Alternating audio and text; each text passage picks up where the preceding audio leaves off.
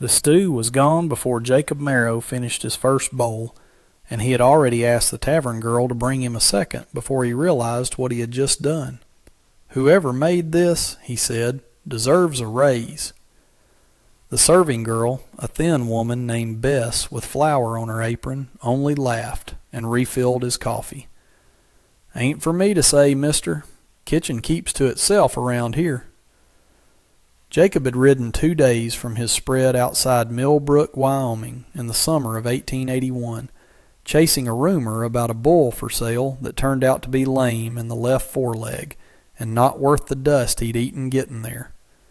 He had planned to eat a quiet meal at the Prescott House Tavern, sleep one night in a real bed, and ride home disappointed. But the stew had rearranged his evening. It carried ginger where he expected none, a bite of something dark and savory underneath the potatoes, and a warmth that had nothing to do with the summer heat pressing against the windows. He set down his spoon. "Kitchen keeps to itself," he repeated. "That mean nobody's allowed back there, or that nobody wants to go?" Bess did not answer. She only glanced toward the door at the back of the dining room, the one with a rope handle instead of a proper latch, and moved on to another table. That glance told Jacob more than words would have. He was 34 years old, a widower for the past 6 years, and not a man given to curiosity about other people's kitchens. But something about the way Bess had looked at that door, quick and worried, the way a person looks at a locked shed they know holds something they'd rather not discuss, stayed with him through his second bowl and into his third cup of coffee. By the time the dining room had emptied and the lamps had been trimmed low, Jacob found himself standing in front of that rope-handled door with no plan beyond curiosity. He pushed it open. The kitchen was small and close, heavy with wood smoke and the last heat of the cook stove. And there, bent over a wash basin, scrubbing a pot with her sleeves rolled to the elbow, was a young woman he had never seen in the dining room, never seen anywhere in Millbrook at all. She wore a gray prairie dress, gone thin at the seams, patched at the hem, the kind of dress a woman wears when she has nothing else and no one to buy her something better. Her black hair was pinned back plain, no ribbon, no comb, just function. When she turned and saw him standing in the doorway, her whole body went still, the way a rabbit goes still when a hawk's shadow crosses the grass. "You made the stew," Jacob said. It was not a question. She did not answer right away. Her eyes moved past him, toward the dining room, as if checking whether someone else had followed him in. Then, quietly, in careful English shaped by another language underneath it, she said, "Yes, I made it." "It's the best thing I've eaten in a year." He meant it as a compliment. He watched it land on her like something closer to a threat. "Please," she said, and her voice dropped lower, urgent. "Please do not tell Mr. Colby you spoke to me." Jacob's first instinct was to laugh, thinking she was joking, but nothing in her face was joking. She had gone pale under the kitchen's low light, and her hands, still wet from the wash basin, had curled into the fabric of her apron. "Who's Mr. Colby?" he asked. "He owns this place." She said it the way a person names a debt they cannot pay. "I work for him. I am not to be seen. Guests are not to know a woman does the cooking, especially not a woman like me." Jacob looked at her for a long moment. 22 years old, he guessed, maybe less, standing in a kitchen at 9 o'clock at night with sweat on her brow and no one in this entire town who seemed to know or care that she existed. "What's your name?" he asked. She hesitated, as if even that small thing had to be measured for safety before she gave it away. "Sue Lynn," she said finally. "I'm Jacob Marrow." He extended a hand. though he was not sure why, since it was the kind of gesture that meant nothing in a place like this. She did not take it, only looked at it, then at him, with an expression that was not fear exactly, but the flat wariness of someone who had learned that kindness from strangers usually came with a price attached later. "You should go, Mr. Marrow," she said. "If Mr. Colby finds you back here, it will be bad for both of us." But before Jacob could answer, the door at the front of the kitchen swung open, and a heavy-set man with a waxed mustache and a string tie stepped through, looking between them with an expression that curdled fast from surprise to anger. "What in the hell is this?" the man said. This, Jacob would learn within the next 30 seconds, was Otis Colby, owner of the Prescott House Tavern, and a man who did not appreciate strangers wandering into his kitchen uninvited. "Just came back to compliment the cook," Jacob said, keeping his voice even. "The cook don't take compliments from customers." Colby's eyes cut to Sue Lynn with a look that made Jacob's jaw tighten. "Get back to your washing, girl. And you," he said to Jacob, "get back to your table before I have you thrown out." Jacob did not move right away.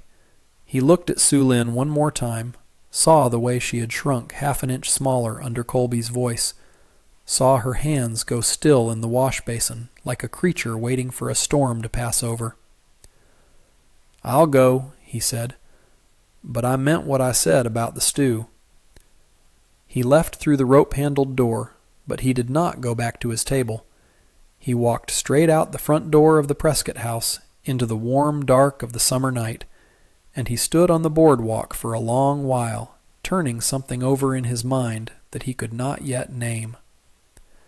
He had come to Millbrook for a bull. He was leaving with a question that would not let him sleep. The next morning, Jacob did not ride home. He told himself it was because his horse needed the rest, which was partly true. But the deeper truth was that he could not stop thinking about the woman in that kitchen, about the fear in her voice when she said Colby's name, about the particular way she had gone still when he'd extended his hand, as if kindness itself was a trap she had learned to expect. He spent the morning at the Mercantile, where he learned more than he expected from a talkative clerk named Pruitt who liked to trade gossip for the price of a sack of flour. "That Chinese girl," Pruitt said, when Jacob steered the conversation carefully. "Colby brought her in near 2 years back. Story is her husband hauled her out from San Francisco, promised her a homestead, then lit out one night and left her behind with nothing. No money, no papers, no way home. Colby took her in, said he was doing her a Christian kindness, put her to work in his kitchen." "Doesn't sound like kindness," Jacob said. Pruitt shrugged, the shrug of a man who had made peace with things he did not like.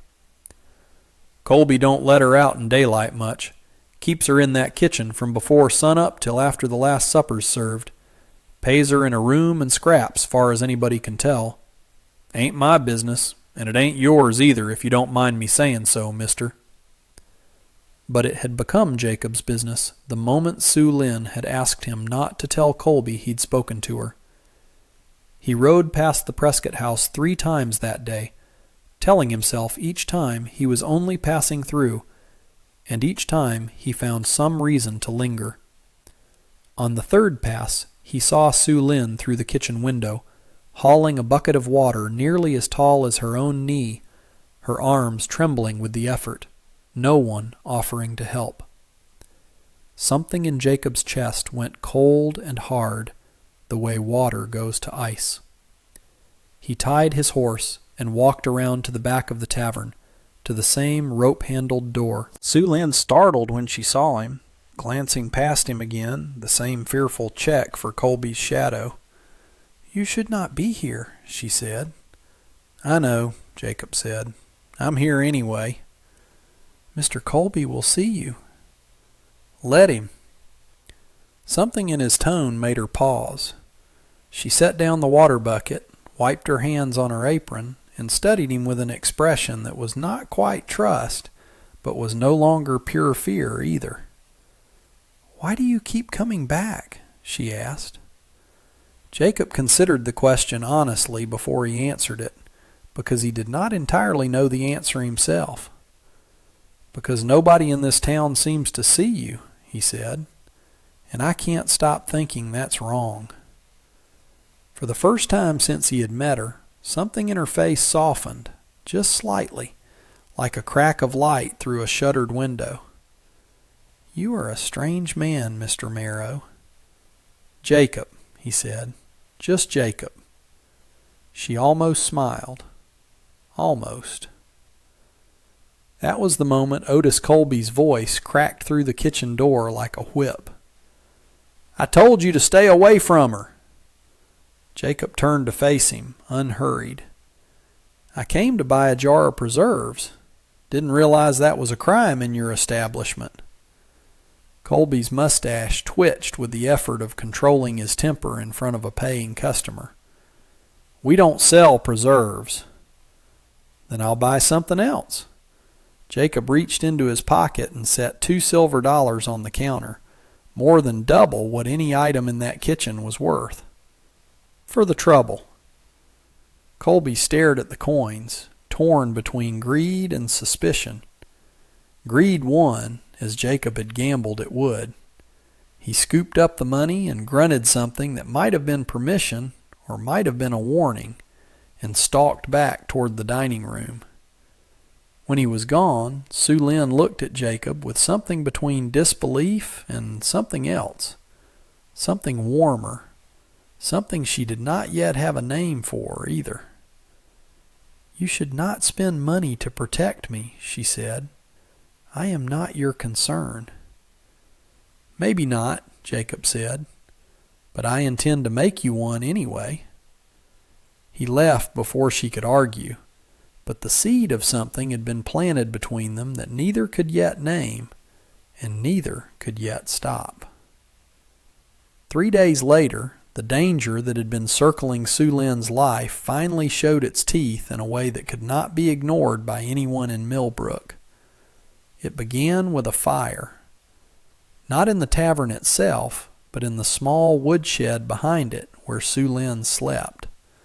A shed with barely enough room for a cot and a trunk that held everything she owned in the world. The fire started sometime after midnight, and by the time Bess's shouting woke half the town, the shed was already engulfed, flames licking 20 feet into the summer sky. Jacob was staying at the boarding house 2 streets over, and he was among the first to reach the scene, pulling his boots on as he ran. He found Sue Lynn standing in the yard in her nightclothes, soot streaked across her face, staring at the burning shed with an expression of complete devastation. "Everything," she said when Jacob reached her side. "Everything I have left." "Are you hurt?" Jacob asked, checking her hands, her arms, for any sign of burns. She shook her head. "I woke to the smell of smoke. I got out. But my letters, my mother's ring, all of it." Her voice cracked on the last words, the first crack Jacob had seen in her composure since he'd met her. The bucket line formed fast, as it did in frontier towns where fire was the oldest and most feared enemy, and within 20 minutes the flames were beaten back to smoldering ash. But the shed and everything in it were gone. Sheriff Wyatt Hollis arrived not long after, a weathered man in his 50s who had seen enough fires in his time to know the difference between an accident and something set deliberately. "Lamp oil," he said, crouching near what remained of the shed's foundation, sniffing the burnt timber. "Somebody poured lamp oil along this wall before it caught. This wasn't no accident." Colby, who had appeared in his nightshirt, looking more inconvenienced than concerned, waved a dismissive hand. "Probably just an old lamp tipped over. These things happen." "These things happen when somebody makes them happen," Hollis said flatly. and his eyes moved to Sue Lynn with something that was not accusation, but was not full trust either. "You got any enemies, girl?" Sue Lynn's eyes went to the ground. "I do not know anyone in this town well enough to have enemies, Sheriff." But Jacob had begun to suspect otherwise, because a woman who kept to a kitchen and was never allowed to be seen did not need to know anyone personally to have enemies. Sometimes the danger came from what a person represented rather than who they were. "Her husband," Jacob said quietly, once Hollis had moved on to question the tavern's other staff. "The one who abandoned her. Anybody know where he ended up?" Sue Lynn looked up at him sharply. "Why does that matter?" "Because somebody set that fire on purpose, and I doubt it was random." She did not answer right away, and when she finally spoke, her voice had dropped so low Jacob had to lean in to hear it. "His name was Ding Wei," she said. "He told me he had a homestead claim near Cheyenne. He told me we would build a life together. 6 months after we married in San Francisco, he brought me here, said he needed to settle some business, and left in the night with the money my family had given as dowry. I have not seen him since. I do not know if he is even still alive." "You think he's come back?" "I do not know what to think." Her hands were trembling now. Whether from the cold night air or something deeper, Jacob could not tell. "But if he has debts, if he owes money to dangerous men, and they believe I know where he is or what he took, that would explain tonight." It was the most she had told him about herself since they'd met, and Jacob understood, standing there in the smoke-heavy dark, that trust between them had shifted onto new ground. She was no longer simply a woman he wanted to protect out of a sense of fairness. She had become a woman with a history, a mystery, a danger that reached back years before he had ever tasted her stew. "You can't stay here," Jacob said. "Not in that kitchen, not under Colby's roof. Whoever set that fire knows where to find you." "I have nowhere else to go, Jacob."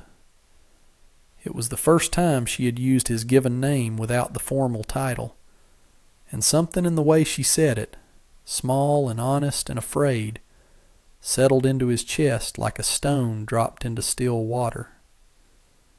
"You do now," he said. "My ranch has a spare room. My housekeeper, Mrs. Abernathy, can vouch for the propriety of it if anyone asks. You'll be safe there, at least safer than here." Sue Lynn studied him for a long moment, searching his face for the lie she had learned to expect from every man who had ever offered her something. She did not find one. "All right," she said finally, "but I will work for my keep. I will not be a burden." "I never thought you would be," Jacob said, and meant it more than he expected to. The ride out to the Marrow Ranch took the better part of 2 hours, and Sue Lynn spoke little of it, sitting stiff and upright on the wagon seat beside Jacob, her few salvaged possessions, a burnt trunk corner and a single tin cup, held tight in her lap. Mrs. Abernathy, a widow in her 60s who had kept house for Jacob since his wife's passing, took one look at Sue Lynn's soot-streaked face and exhausted eyes, and did not ask a single question before ushering her inside and putting water on to boil for a proper bath. "She'll need clothes," Mrs. Abernathy said to Jacob later, once Sue Lynn had gone to rest in the spare room. And rest. Real rest. Not the kind you get snatching sleep between chores in another man's kitchen. "Whatever she needs," Jacob said. Mrs. Abernathy studied him with the particular sharpness of a woman who had known a man since before his grief had settled into scar tissue. "You've got a look about you, Jacob Marrow. The kind of look you had before Eleanor passed. Jacob did not answer that directly. She's in danger, Mrs. Abernathy. Somebody burned down the only shelter she had. I couldn't leave her there. I'm not questioning your reasons, the older woman said, more gently now. Just noticing them. Over the following 2 weeks, something began to shift on the Marrow Ranch that neither Jacob nor Sue Lynn spoke of directly, but both of them felt with growing certainty. Sue Lynn, true to her word, refused to sit idle.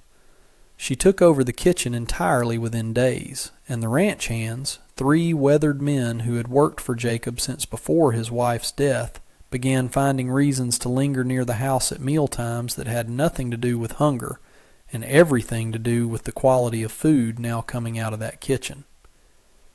But it was the quiet hours, not the meals, that mattered most.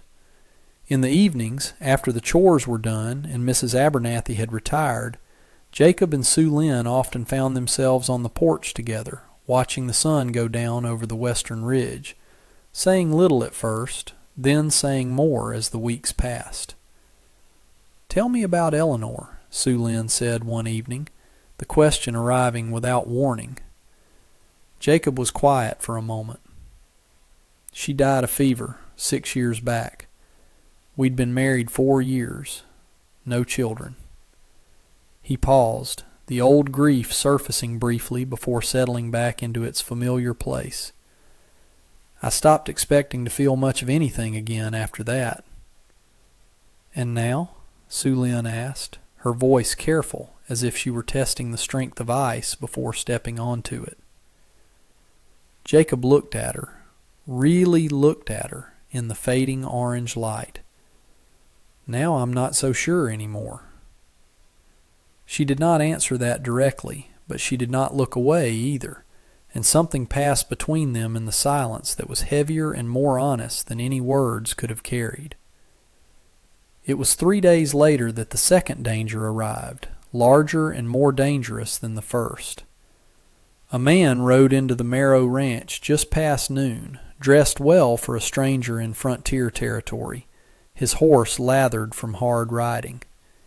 He introduced himself to Jacob as a Mr. Percival Ashby, a debt collector working out of Cheyenne, and he came with a name Jacob had not expected to hear again. "I'm looking for a woman," Ashby said, his tone polite in the particular way that made Jacob's skin prickle with warning. "Chinese woman, goes by Sue Lynn. Her husband, Ding Wei, owed considerable money to men I represent before he met his unfortunate end in a mining accident outside Denver 2 months back. Under territorial law, his debts passed to his widow." "That's not how the law works," Jacob said, though he was not entirely certain of the specifics. "It's how the men I work for have decided it works," Ashby said, and his politeness did not waver even as the thread underneath it sharpened. "I'd hate for this to become unpleasant, Mr. Marrow. I simply need to speak with the woman about settling the debt. $400 plus interest accrued." Jacob's jaw tightened. $400 was more money than most homesteaders saw in 2 years of hard labor. "And if she can't pay?" "Then arrangements would need to be made." Ashby's smile did not reach his eyes. "There are men who would pay well for a woman with her particular skills. Cooking, housekeeping, companionship." The word landed like a slap, and Jacob understood in that instant exactly what kind of arrangement Ashby meant. "Get off my land," Jacob said, his voice gone flat and dangerous. Ashby held up both hands, still smiling. "I'll be back, Mr. Marrow, with men who won't ask as politely as I have. You have 3 days to reconsider your hospitality." He rode off in a cloud of summer dust, and Jacob stood on his porch with his heart hammering against his ribs, understanding that the fire back at the Prescott house had not been random cruelty. It had been the opening move of a much larger threat, one that had now arrived directly at his door. He found Sue Lynn in the kitchen. and one look at his face told her something had gone badly wrong. "Tell me," she said. He told her everything, watching her face go through fear, then a kind of resigned exhaustion that broke his heart more than the fear had. "I should leave," she said quietly, "before they come. If I am not here, you will not be in danger." "That's not happening," Jacob said, more forcefully than he intended. "Jacob, $400 is more than most people see in years, and these are not honest men. If they come and I am not here, they will simply keep looking, and eventually they will find me. And by then, there may be no one nearby to help." "Then we don't run," Jacob said. "We fight this the right way, through the law, not through fear." The next morning, Jacob rode into Millbrook and sought out Sheriff Hollis, laying out everything Ashby had said and everything Sue Lynn had told him about Dingway's debts. Hollis listened with the particular patience of a lawman who had seen every variety of frontier cruelty and had grown tired but not numb to all of them. "Widow's debt inheritance is a gray area under territorial law," Hollis said slowly. "But it ain't as clean as this Ashby fella's making it sound. A widow ain't obligated to her husband's debts if she can show the marriage was abandoned in bad faith, especially if there's no children and no shared property acquired." He paused. "Your Sue Lynn got any proof Dingway left her without cause?" "She has nothing," Jacob said. "The fire took everything she owned." Hollis rubbed his jaw. "Then we need witnesses. Somebody in San Francisco who saw the marriage, saw him leave her behind, or somebody here in the territory who can testify to the abandonment." "That could take weeks. Ashby said 3 days. "Then you buy time," Hollis said. "I'll ride out with you, make it known the law's aware of the situation. Might slow these men down some, knowing there's a badge watching." It was not the guarantee Jacob had wanted, but it was more than nothing, and in a territory where the law moved slowly and violence moved fast, it would have to be enough for now.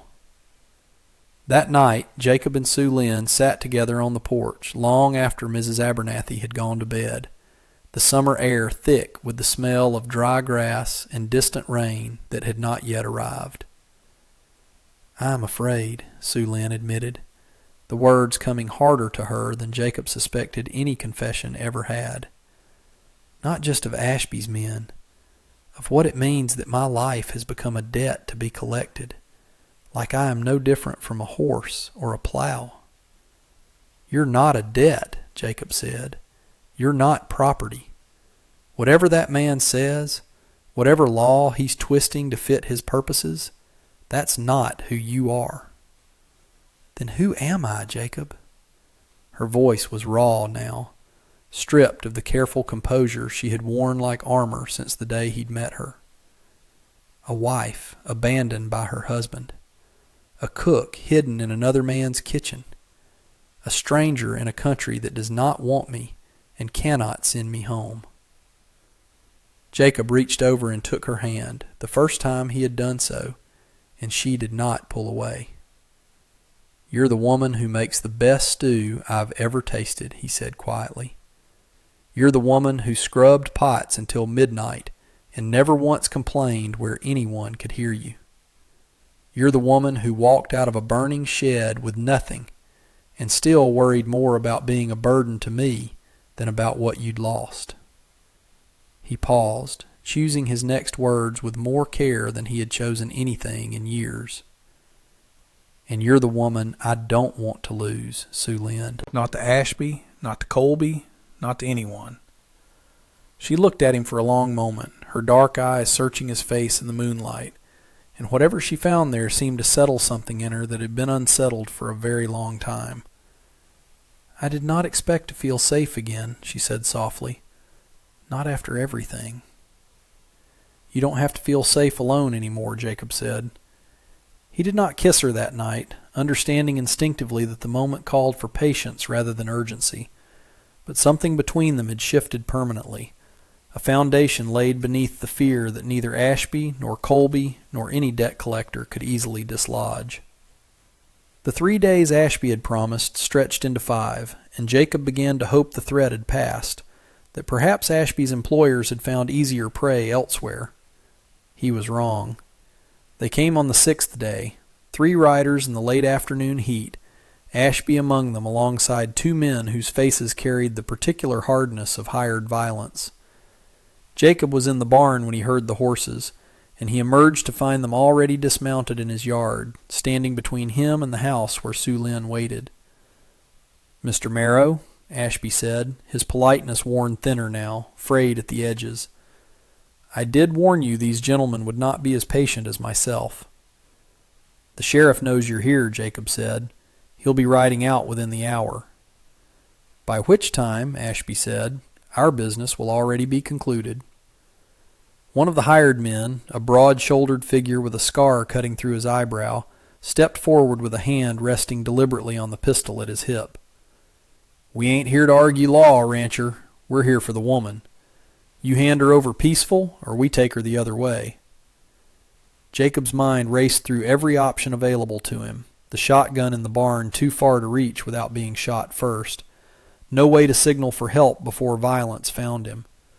But before he could speak, the farmhouse door opened and Sue Lynn stepped out onto the porch, her chin raised, her voice steadier than Jacob would have believed possible given the fear he knew lived beneath her composure.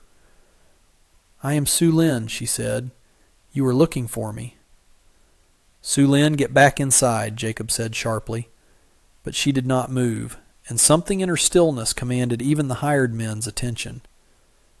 "I did not incur this debt," she said, her English careful and deliberate, each word chosen with the precision of someone who understood that her survival might depend on exactly what she said next. "My husband abandoned me in bad faith, without cause, without warning, taking money that belonged to my family and leaving nothing behind. Under territorial law, a widow abandoned in bad faith owes nothing of her husband's debts." Ashby's composure flickered, just slightly. "That is a legal argument for a courtroom, not a negotiation in a rancher's yard." "Then let it be settled in a courtroom," said a new voice, and every head turned to see Sheriff Hollis riding into the yard at a hard gallop, 2 deputized men behind him, having arrived far sooner than the hour Jacob had promised. "Because I'm placing all 3 of you under arrest for trespass and threat of violence until this matter of debt inheritance gets properly reviewed by the territorial judge in Cheyenne." The broad-shouldered man's hand tightened on his pistol, but Hollis's rifle was already leveled, steady and unmistakably serious. "Don't," Hollis said. "I've buried better men than you for less." The standoff held for 3 long seconds that felt to Jacob like 3 long years, and then the hired man's hand slowly relaxed away from his weapon, and Ashby, ever the practical businessman, raised both hands in surrender. "This isn't finished," Ashby said, as Hollis's deputies moved to disarm the men. "Dangway's debt is real, and the men I represent do not forget what they're owed." "Take it up with the judge," Hollis said flatly. "Territorial law's clear enough on abandonment, once it's properly proven. Until then, get off this man's land." They rode away under escort toward the Millbrook jail, and Jacob finally allowed himself to breathe, turning to find Sue Lynn still standing on the porch, her hands trembling now that the danger had passed, the composure she had held during the confrontation finally cracking under the weight of what had almost happened. Jacob crossed the yard and took her into his arms without thinking, and this time she did not hold herself apart. She pressed her face against his chest and let herself shake, the fear of the past weeks finally finding release now that the immediate danger had passed. "You were the bravest person in that yard," Jacob said quietly into her hair. "I was terrified," she said, her voice muffled against his shirt. "That's what makes it brave," Jacob said. The territorial judge in Cheyenne took 6 weeks to review the case, gathering testimony from Sheriff Hollis, from Mrs. Abernathy regarding Sue Lynn's character and conduct, and eventually from a San Francisco merchant who had witnessed the original marriage and confirmed Deng Wei's reputation for gambling debts and abandonment even before he had left for the territories. The ruling, when it finally came, declared clearly that Su Lin owed nothing of her late husband's debts, the abandonment having been proven in bad faith beyond reasonable doubt. Ashby's employers, faced with a clean legal defeat and the unwanted attention of territorial law enforcement, quietly abandoned their pursuit. For Su Lin, the ruling meant something larger than the clearing of a debt. It meant, for the first time since arriving in the territory, that she was free. Free of Colby's kitchen, free of Ashby's threats, free of the ghost of a marriage that had brought her nothing but hardship and fear. 3 months later, the Marrow Ranch looked different than it had at the height of that summer's danger. The garden Su Lin had planted in early autumn, against Mrs. Abernathy's gentle skepticism that anything would take root so late in the season, had produced a stubborn harvest of squash and beans that now hung dried in neat rows in the root cellar. The ranch hands no longer merely lingered at mealtimes out of hunger. They had, without ever discussing it openly, come to treat Su Lin's kitchen as the true center of the ranch, the place where the day's hardest news was shared and the day's smallest victories were celebrated over bowls of stew that had by now become something of a local legend. Word had spread through Millbrook, not of scandal, but of quality, and travelers passing through occasionally detoured to the Marrow Ranch, specifically to taste the cooking that had once been hidden behind a rope-handled door in Otis Colby's tavern. Colby himself, having lost both his best cook and the goodwill of a town that had slowly learned the truth of how he'd treated her, found his tavern's reputation quietly souring, his dining room emptier each season that passed.